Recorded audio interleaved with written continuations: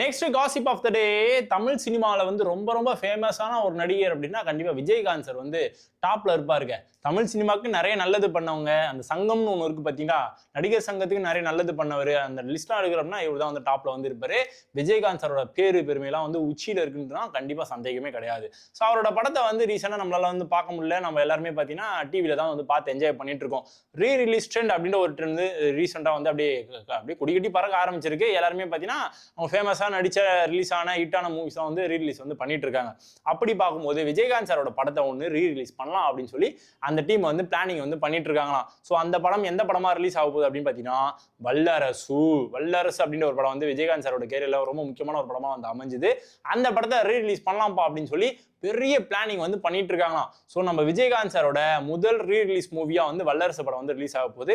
அதுக்கப்புறமா அது கிடைக்கக்கூடிய வரவேற்பை பார்த்ததுக்கு அப்புறமா நிறைய படத்தை வந்து ரீரிலீஸ் வந்து பண்ண போறாங்களா. அது முக்கியமா ரமணா படத்தையும் வந்து ரிலீஸ் பண்ண போறாங்களா. இந்த மாதிரி நிறைய லிஸ்ட் வந்து வச்சிருக்காங்களா. பார்க்கலாம் எந்தெந்த படம்லாம் வந்து வரப்போகுது. முக்கியமா வந்து வைதேகி காத்திருந்தால் அப்படின்னு ஒரு படம் இருக்கு பார்த்தீங்களா, அதையும் வந்து ரிலீஸ் பண்ண போறாங்களா. வந்தா நல்லா தான் இருக்கும் இல்லையா, வெயிட் பண்ணி பார்க்கலாம்.